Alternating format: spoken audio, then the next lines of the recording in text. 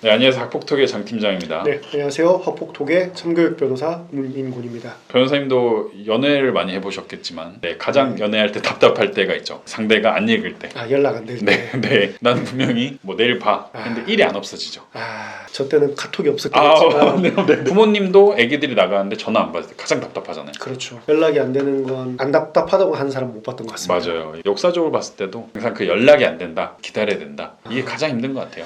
그렇죠. 그래서 오늘 주제는 형사고소는 했는데 경찰서에서 연락이 없다. 언제 조사가 시작되는 건지 답답하다. 이게 굉장히 많이 해주신 질문입니다. 질문 정말 많았습니다. 저희가 처음에 오늘 영상 찍은 게 112 신고, 고소장 접수가 있는데 둘 다 어느 정도 일정 시간이 지나면 수사관이 부릅니다. 네. 고소한 사람을. 그래서 진술 받고 피고소인도 진술 받고 결과가 나야 되는데 결과가 안 나와요. 이런 경우가 많이 있는데 어떤 건가요, 대체? 제가 이런 질문 정말 많이 받았거든요. 고소를 한 피해 학생 입장에서 너무 답답할 것 같습니다. 맞습니다. 왜 사건이 진행이 안 되는지, 그리고 또 빨리 이게 진행이 돼야 학폭위에서도 주장이 가능할 텐데 좀 많이 답답하실 것 같습니다. 그래서 보통 결론을 말씀해 주시고 이유를 말씀해 주시는데 오늘은 또 결론이 없네요. 네. 결론 정답이 없기 때문에 제가 좀 말씀을 드리기 참 곤란한 부분인데, 사실 이게 수사관에 좀 재량적인 부분이 많이 들어갑니다. 수사관별로 워낙 좀 다른 부분이기 때문에 일률적으로는 말씀드릴 수 없습니다. 네네. 하지만 이제 제가 어느 정도 근거를 가지고 예측하는 기간 정도는 있습니다. 네네. 보통은 어느 정도 시기가 걸리나요? 네, 형사소송을 전문으로 하시는 분들은 좀 많이 아실 겁니다. 경찰 내부에서는 30일 이내에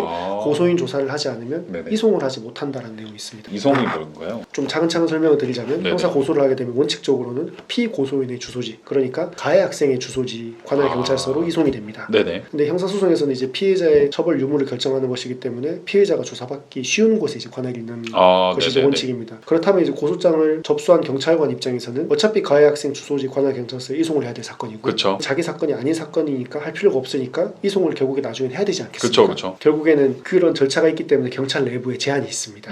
수사를 하기 위해서는 고소인 조사가 필요한데, 적어도 고소를 받은 경찰서는 고소인과 가까워서 피해자 측이 출석하기 쉬우니까 접수받은 경찰서 수사관이 고소인 조사를 30일 이내에 한다면 이송이 가능하게 해주는 그런 규칙을 가지고 있는 겁니다. 예를 들면은 저는 서울의 강남구에 살아요. 가해자는 의정부에 살아요. 네. 근데 저는 가까우니까 강남구 경찰서 가서 신고를 한 거죠. 맞죠. 제가 날 때렸다. 네. 근데 이 수사관이 30일 이내 수사를 하면은 이거 이송이 가능한데, 그죠. 근데 30일 이내 수사를 저를 안 하면은 이 사건이 어떻게 되나요? 이송을 못하고 계속 해야 되는 거죠. 이송을 못하면은 이 가해자가 여기로 와야 되네. 그렇죠. 그리고 무엇보다 공무원분들이기 때문에 굳이 이제 일을 맡은 부분에 대해서 열심히 하면 되지, 굳이 자기가 일 처리를 잘못하거나 규칙을 어겨가면서까지 그럴 필요가 없는 것이죠. 주변에 이제 경찰이 어떤 변호사들한테 물어보면 사건을 50개 넘게 동시에 처리해야 될 일이 많습니다. 피의자 주소지가 어디인지 다 따지면서 고소인 조사를 하는 건 아니지만 이제 이송 대상이 될지 안 될지 모르니 일단 30일 이내에는 고소인 조사를 이제 하게 되는 거죠. 네네. 근데 여기서 좀 오해하실 게 보통 피해자가 고소를 하잖아요. 피해자가 고소인이 되는 거죠. 피해자 이꼴 고소인이다. 그렇죠. 오해하시면 안 돼요. 까딱하다가는 이제 이 30일이라는 기간을 놓쳐서 서울에서 근무를 하는데 피해자 조사를 하러 부산까지 가야 되는 경우가 이제 생길 수 있습니다. 가해자 조사를 말씀하시죠? 네, 가해 조사를 할 때 이제 이 경찰이 이제 가야 되는 거죠. 이제 고소장을 접수하고 수사하는 건 수사관의 재량인데, 변호사님의 경험과 주변 분들의 이제 이야기로는 고소인 피해자분들의 조사는 30일 이내에 이루어지고 이 경찰관은 이거를 넘긴다. 그랬을 때 거기서 언제 일어날지는 모르는 거네요.